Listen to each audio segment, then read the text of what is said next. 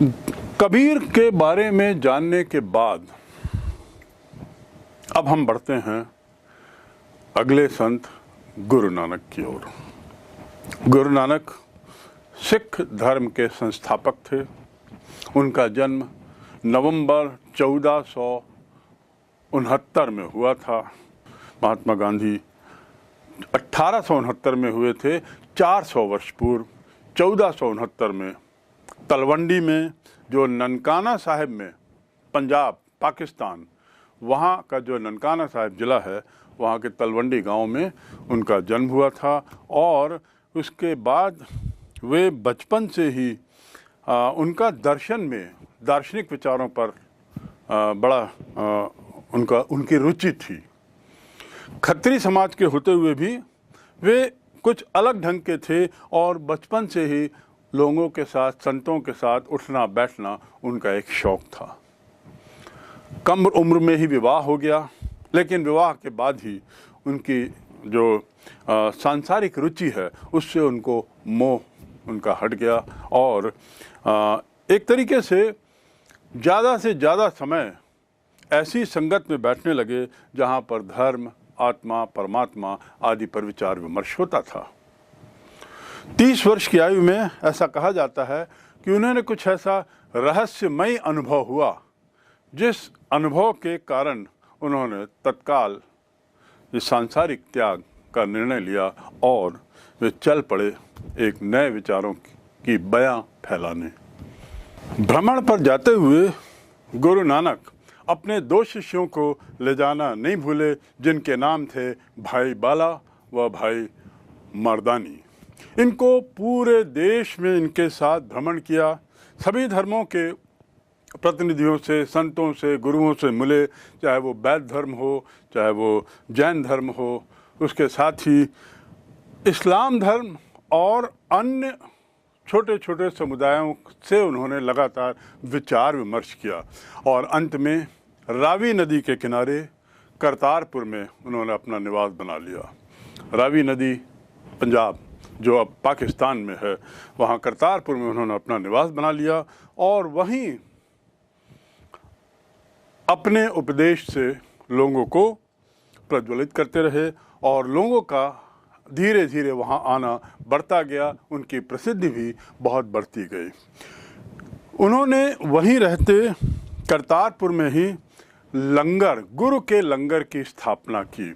गुरु का लंगर अर्थात ऐसी जगह, ऐसी व्यवस्था जिसमें अनुयायियों को या जो भी धर्म के, किसी भी धर्म के लोग हों, वो यदि आते हैं तो उन्हें भोजन देना, जो पवित्र भोजन माना जाता था। तो इस प्रकार लंगर जैसी प्रथा की शुरुआत गुरु नानक ने करतारपुर से की। सन 1539 में 70 वर्ष की आयु में करतारपुर में ही गुरु नानक का स्वर्गवास हुआ और इस प्रकार सिख धर्म के संस्थापक अपने सारे विचारों को छोड़कर, सभी अपनी परंपराओं को अपने आने वाले शिष्यों को देकर और अपने उत्तराधिकारी के मातहत इस समुदाय को हस्तांतरित कर चले गए। गुरु नानक की शिक्षाओं की बात करें तो गुरु नानक निर्गुण और निराकार एकेश्वर के उपासक थे, यह तो पहले ही कहा जा चुका है। उनकी शिक्षाएं और उपदेशों को हम निम्न तरीके से वर्गीकृत कर सकते हैं। सबसे पहला इनका विचार था कि ईश्वर और मानव जाति की एकता हो। इस बात पर उन्होंने बहुत बल दिया। कर्म कांडों के स्थान पर भक्ति का समर्थन किया, यानी ये भी भक्ति परंपरा के उपासक थे और कर्मकांड या ज्ञान मार्ग जो शंकराचार्य का था उस पर उनका उतना विश्वास नहीं था। भक्ति ही प्रेम है और प्रेम ही मोक्ष का मार्ग है, ऐसा इन संतों का, जिसमें गुरु नानक थे, कहना था। दूसरा, यज्ञ, अनुष्ठान, स्नान, मूर्ति पूजा, कठोर तप आदि ये सब आडंबरों का इन्होंने खंडन किया। तीसरा विचार गुरु नानक का था कि हिंदू मुसलमानों के मतभेदों को दूर करने का उचित प्रयास किया जाए। जैसा पूर्व में बताया गया कि कबीर ने तो कठोर व्यंग के साथ और अपने तीखी वाणी के साथ इन दोनों के दुष्प्रचार पर, इन दोनों की बुरी प्रथाओं पर हमला बोला, उसी तरह गुरु नानक ने भी इन दोनों के मतभेदों को दूर करने का अपने तरीके से प्रयास किया। उन्होंने दोनों की ग्रंथों को स्वीकार नहीं किया, चाहे वह कुरान हो, चाहे हिंदू धर्म की पुस्तकें हों, और परमात्मा के लिए हरि, राम, अल्लाह सभी नाम का ये प्रयोग करते रहे। चौथा, उनकी अच्छाइयों को अपनाने तथा बुराई का परित्याग करने का उपदेश दिया। अच्छाई अपनाना और बुराई का परित्याग। पांचवा सिद्धांत गुरु नानक जी का था कि आत्मा को परमात्मा से ही प्रकाश मिलता है, परंतु बीच में माया रूपी चादर उसे ढक देती है। तो हमें ये माया के मोह जाल से बचना पड़ेगा, उससे निकलना पड़ेगा, उस पर्दे को हटाना पड़ेगा, तब जाकर हमें आत्मा दिखाई देगी, परमात्मा दिखाई देंगे, और इस प्रकार आत्मा और परमात्मा में सामंजस्य, तारतम्य बैठाने में सुविधा होगी। उन्होंने इसके साथ ही मनुष्य को कहा कि ये उनको भ्रम हो जाता है कि आत्मा और परमात्मा दोनों अलग है, और इस भ्रम को दूर करने के लिए बारंबार इस बात पर बल दिया कि सांसारिक वस्तुओं पर, सांसारिक लोभ पर, सांसारिक माया से मुक्ति पाई जाए। तीर्थ यात्रा, मूर्ति पूजा और बिना अर्थ समझे ईश्वर का नाम लेने की उन्होंने तीव्र आलोचना की। यानी वो आडंबर के प्रति तत्कालीन संतों ने बहुत हमला बोला, और गुरु नानक भी उनमें से एक थे। उन्होंने बिना ईश्वर का नाम लिए जाप करने की कटु आलोचना की। मुसलमानों को उन्होंने मस्जिद बनाने की सलाह दी और दया की मस्जिद बनाने की सलाह दी। उनका ये कहना था कि ये मंदिर और मस्जिद, ये ऐसा जो इमारतें बनाने से हमें ईश्वर प्राप्ति नहीं होगी, बल्कि उसके अंदर वे भावनाएं हों, वे परंपराएं हों जो हम लोगों को एक दूसरे से निकट लाएं। गुरु नानक ने हिंदुओं की जाति व्यवस्था की निंदा की और वर्ण के भेदभावों को व्यर्थ बताया। आठवां बिंदु इनके सिद्धांतों में इनका विश्वास, जैसा पूर्व में भी कहा गया है, न वेद में था, न कुरान में था, न इन दोनों धर्मों के किसी तरह के धार्मिक ग्रंथों में था। वे कुरान के भी उतने ही विरोधी थे जिसने कि हिंदू धर्मों की पुस्तकों के। वे ब्राह्मणों के उतने ही विरोधी थे जितने मुल्लाओं के। और अंतिम सिद्धांत गुरु नानक का कि संपूर्ण रब का न कोई लिंग है, न कोई आकार। इस रब की उपासना का सर्वाधिक सरल तरीका है निरंतर सतत रूप से स्मरण करते रहना। तो इस प्रकार गुरु नानक की शिक्षाएं कबीर की शिक्षाओं से बहुत निकट हैं। संत संत थे और इसीलिए इन सब के विचार एक ही थे। अंतर केवल ये था कि इनकी अपनी क्षेत्रीय भाषाओं में होने के कारण इनके विचारों की भाषा अलग थी, यद्यपि इनका लक्ष्य एक ही था, हिंदू मुस्लिम एकता, समाज की आडंबरता को दूर करना और साथ ही ईश्वर प्राप्ति के लिए भक्ति मार्ग को अख्तियार करना। सिख धर्म आखिर क्या था, क्या विचार थे इनके? गुरु नानक के विचारों की यदि बात करें तो उनको मूलतः कुछ इस तरीके से कहा जा सकता है कि जो अपनी बात थी वे पंजाबी भाषा में शब्द के रूप में रखते थे, शब्द, और शब्द के रूप में गायन करते थे, विभिन्न रागों में उसे वो गाते थे, और साथ ही साथ एक तरह का समागम बैठता था, एक तरह की संगत बैठती थी, और उस संगत में सभी लोगों को पाठ करते थे, सभी लोग उसका गायन करते थे। सेवक मर्दाना जो उनका था, जिसका नाम मर्दाना था उनका सेवक, वह रबाब बजाकर उनके साथ देता था गायन में, और समुदाय बना के, संगत बनाकर उसमें उन्होंने मर्दाना के साथ मिलकर इस तरीके की उपासना के कुछ नियम भी बनाए और यह आवश्यक किया कि नियमों का पालन इस संगत के दौरान किया जाए। सामूहिक पाठ जिसमें एक था और साथ ही अंगद को अपने रहते रहते उन्होंने इसी में से एक संगत में उसे अपना अगला शिष्य, अपना उत्तराधिकारी घोषित किया। उद्देश्य जो इनके धर्म का था, निश्चित रूप से ये तय है कि गुरु नानक नए धर्म की स्थापना नहीं करना चाहते थे। वे तो केवल चाहते थे कि जो धार्मिक बुराइयां जो आ चुकी हैं वे हटाई जाएं। लेकिन उनके शिष्यों ने उनके जाने के बाद इस्लाम धर्म और हिंदू धर्म से हटकर अपने को एक अलग तरीके से, एक पृथक पृथक रूप से चिन्हित किया और उसका परिणाम हुआ कि एक नए धर्म की शुरुआत हुई जिसे सिख धर्म कहते हैं। सिख धर्म में गुरु नानक के बाद 9 गुरु और हुए और इन 9 गुरुओं के यदि नाम लिए जाएं तो गुरु नानक पहला, अंगद दूसरा, दूसरे गुरु गुरु अमरदास, तीसरे गुरु गुरु रामदास, चौथे गुरु गुरु अर्जुन देव, पांचवें गुरु हरगोविंद, छठवें गुरु गुरु हर राय, सातवें गुरु गुरु हर कृष्ण, आठवें गुरु गुरु तेग बहादुर, 9वें गुरु और गुरु गोविंद सिंह अंतिम गुरु साबित हुए।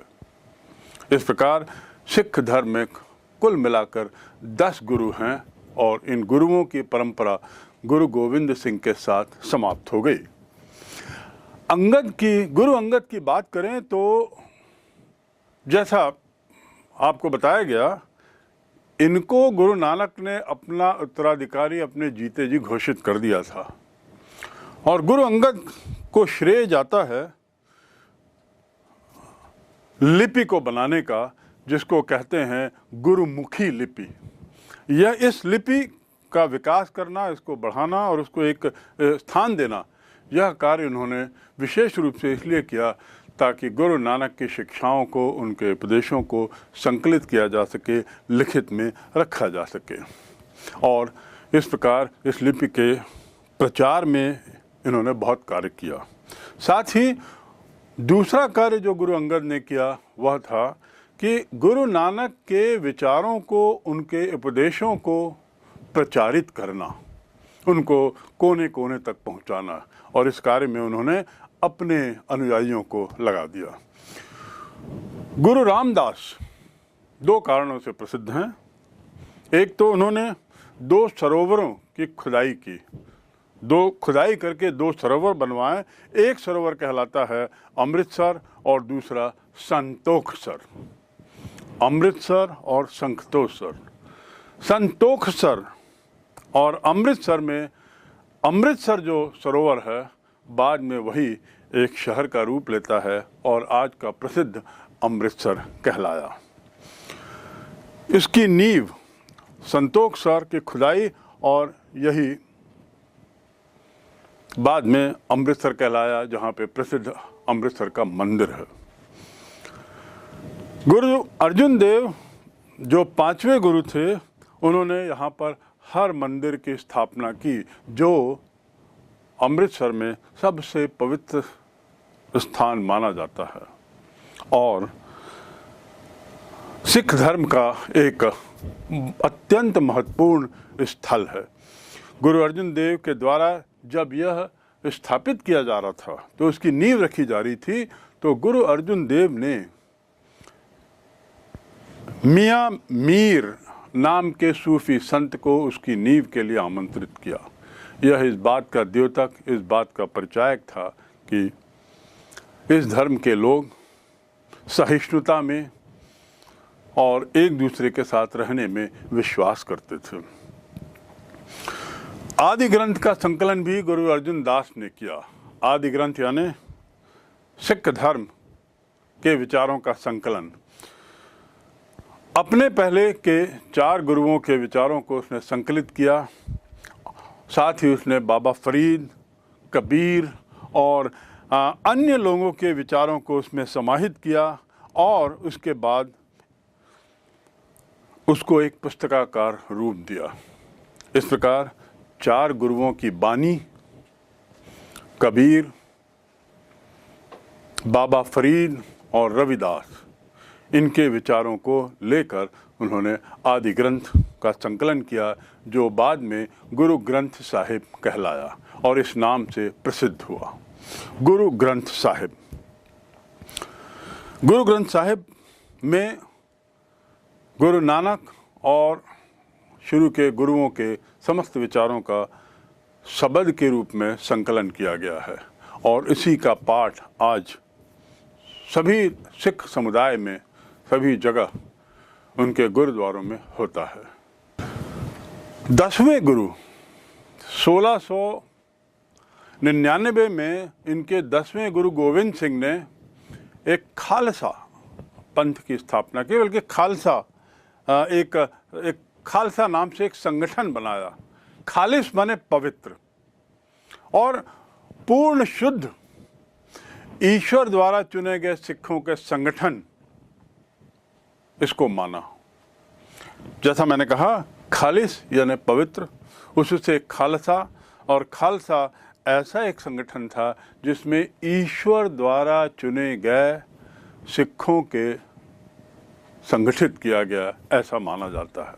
तो खालसा की स्थापना का श्रेय गुरु गोविंद सिंह को जाता है। खालसा पंथ की स्थापना गुरु गोविंद सिंह के नेतृत्व में हुई और खालसा पंथ की विशेषता ये थी कि इसके जो अनुयायी थे, इन्हें 5 चीज़ों का पालन करना होता था, 5 चीज़ें जरूर पहननी होती थी: कड़ा, केश, कंघा, कृपाण और इसके साथ कच्छा। कड़ा, केश, कंघा, कृपाण और कच्छा, ये 5 चीज़ें उनके लिए आवश्यक की गई थी। इसीलिए तब से सिख धर्म के अनुयायी अपने बाल बड़े रखते हैं, साथ में कड़ा रखते हैं और उसके अलावा कंघा भी रखते हैं।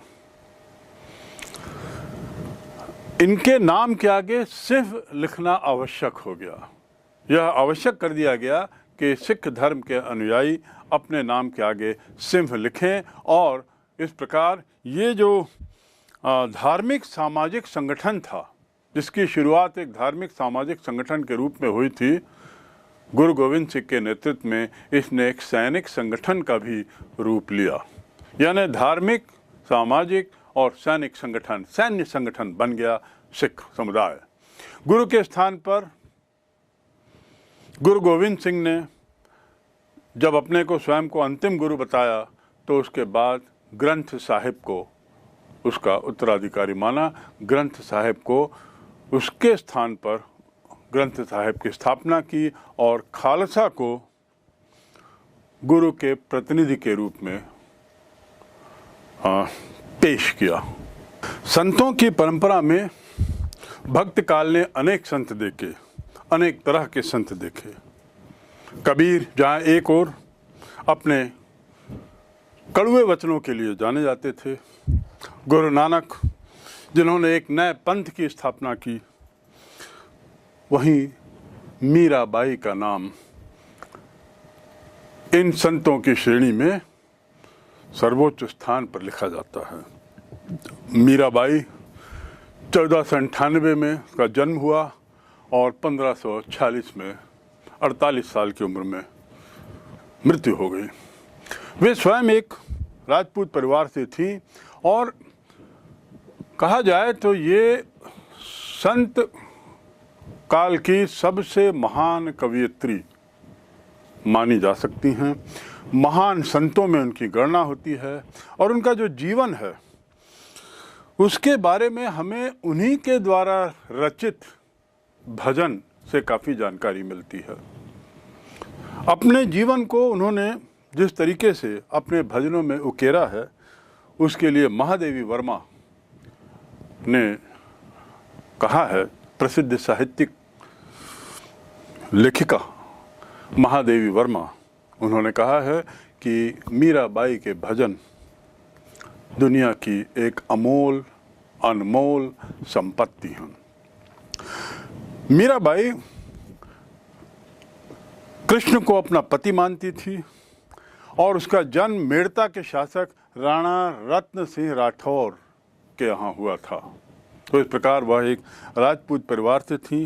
बालपन से ही वे कृष्ण को अपना प्रेमी मानते हुए चलती थी और कृष्ण प्रेम शुरू से ही प्रारंभ से झलकता था। 1516 में उनका विवाह हुआ राणा सांगा के पुत्र से, जिसका नाम भोजराज था। दुर्भाग्य से भोजराज की असामयिक मृत्यु हो गई और मीराबाई विधवा हो गई। विधवा होने के उपरांत उन्होंने अपना ज़्यादा से ज़्यादा समय कृष्ण भक्ति में दिया, कृष्ण भक्ति में लीन हो गई। 1531 में राणा सांगा के ही एक बेटे विक्रमादित्य ने मीराबाई को जहर देकर मारने की कोशिश की, लेकिन मीराबाई बच निकली और उसके बाद उन्होंने मेवाड़ के शासक, मेड़ता के शासक चाचा ब्रह्मदेव के यहाँ शरण ली, जहाँ उनका जन्म हुआ था। लेकिन दुर्भाग्य से जोधपुर के राजा ने मेड़ता पर हमला कर उसे अपने कब्जे में ले लिया। ऐसा होने पर मीराबाई मेड़ता से द्वारका चली गई और वहीं पर वे पूरी तरह कृष्ण भक्ति में लीन हो गए। जाको राखे साईया मार सके नहीं कोई, जहर भी उन्हें नहीं मार सका। इस प्रकार हम ये कह सकते हैं कि मीराबाई अपने स्वयं के उदाहरण से उसने समाज के एक बहुत बड़े वर्ग को प्रेरित किया। यद्यपि चैतन्य जैसा उनका और अनुयायियों का एक ये नहीं था, लेकिन इतना तय है कि ये इसके बावजूद भी संतों की श्रेणी में इनका नाम सर्वश्रेष्ठ आया जाता है। कुछ इतिहासकारों का मानना है कि संत रैदास जो स्वयं एक चर्मकार थे, वे इनके गुरु थे। इसका अर्थ ये भी हुआ कि क्षत्रिय रहते हुए भी मीराबाई जात पात में कतई विश्वास नहीं करती थी और बहुत निडर भी थी। राणा द्वारा बारंबार परेशान किए जाने पर मीराबाई ने अपने भजन के माध्यम से राणा को यह चेतावनी दी कि मैं तो कृष्ण की भक्त हूँ, कृष्ण मेरे प्रेमी हैं और इस प्रकार कृष्ण का वरद हस्त मुझे मिला हुआ है। मैंने अपने कृष्ण गुणगान से कृष्ण को मना लिया है और इसलिए आप मेरा कुछ नहीं बिगाड़ सकते। उन्हें इस घटना पर गांव के लोगों का भी समर्थन मिला। इस प्रकार कुल मिलाकर भक्ति परंपरा की यदि बात करें तो उसमें मूलतः ये 3 संतों के बारे में हमने जाना। भक्ति आंदोलन का एक काल था, लगभग 100 वर्ष का काल, जिसको हमने पढ़ा। थोड़ा अब हम चलते हैं जानने के लिए कि आखिर ये सारी जो घटनाएं हुई, जो धार्मिक उथल पुथल मची, जो संतों का उद्भव हुआ, प्रादुर्भाव हुआ, राजाओं का जो संरक्षण मिला, सूफी धर्म आया, इस सब के कुल परिणाम क्या हुए। बहुत ज़्यादा परिवर्तन समाज में, धार्मिक मामलों में और सामाजिक मामलों में इसमें देखा गया। यदि हम उसकी बात करें तो पहली बात कि ये जो भक्ति आंदोलन था बड़ा व्यापक था। इसने कर्मकांड और कर्म मार्ग और ज्ञान मार्ग को पीछे छोड़ भक्ति मार्ग को सबसे आगे बढ़ाया। इस काल ने भक्ति मार्ग की प्रचुरता देखी। हिंदू धर्म में सुधार, यह इस काल का एक महत्वपूर्ण घटनाक्रम है, क्योंकि जो जितने संत आए उन्होंने आखिर सुधारों की ही तो पक्षकारिता की थी। उन्होंने इसी बात को कहा था कि हिंदू धर्म को सुधार की जरूरत है, तो उसमें अनेक सुधार हुए। आडंबर का विरोध, सतत विरोध, खासकर बाह्य आडंबर का सतत विरोध, इससे जो धर्म था वो कम खर्चीला हुआ, पूजा पाठ सरल हुए और जनता तक, जन जनार्दन तक धार्मिक पुस्तकें, धार्मिक साहित्य, धार्मिक भजन आदि पहुंचने लगे, जो पहले केवल ब्राह्मणीय समाज तक सीमित था।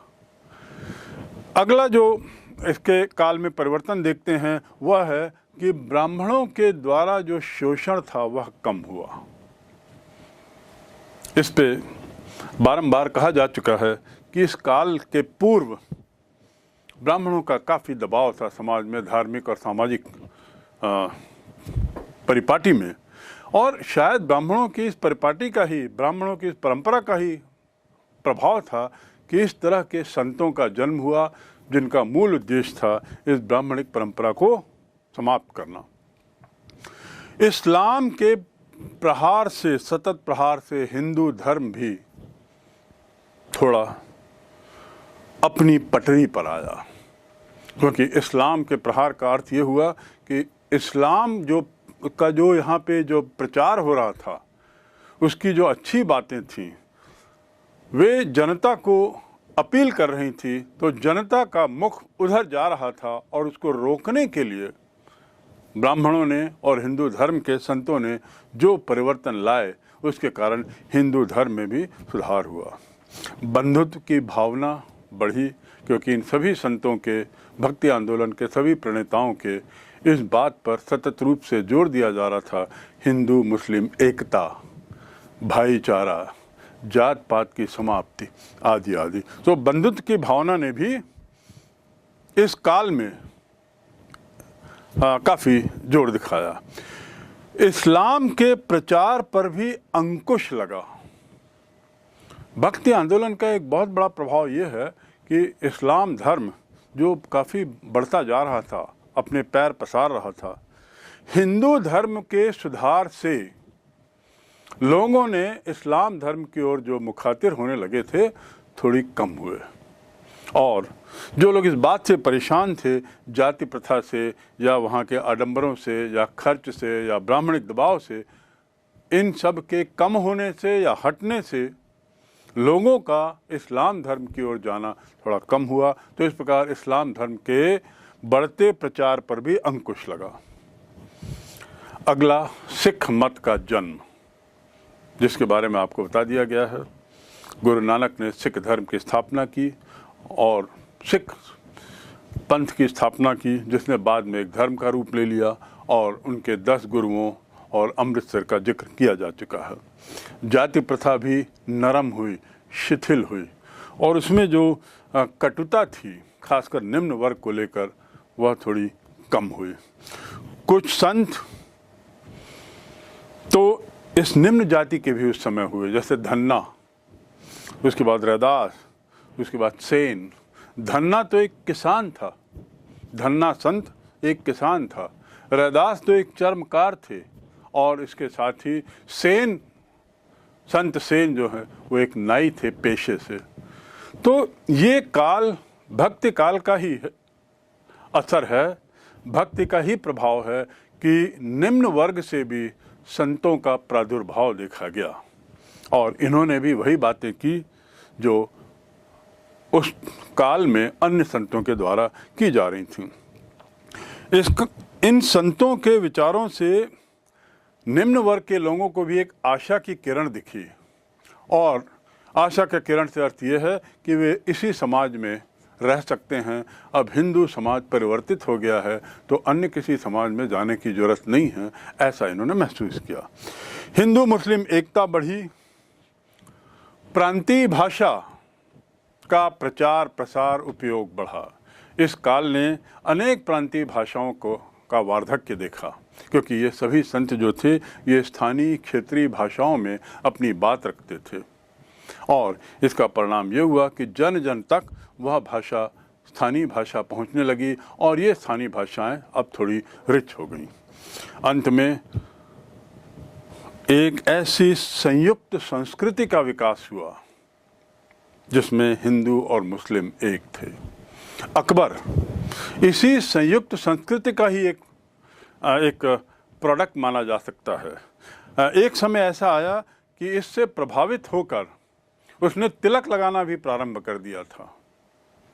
तो इस काल ने, भक्ति काल ने, अपने प्रारंभिक दौर में जहाँ हिंदू और मुस्लिम को विपरीत दिशाओं में जाते देखा, भक्ति काल की समाप्ति होते होते ऐसा महसूस किया जाने लगा कि हिंदू मुस्लिम एकता अक्षुण्ण रहेगी, बनी रहेगी।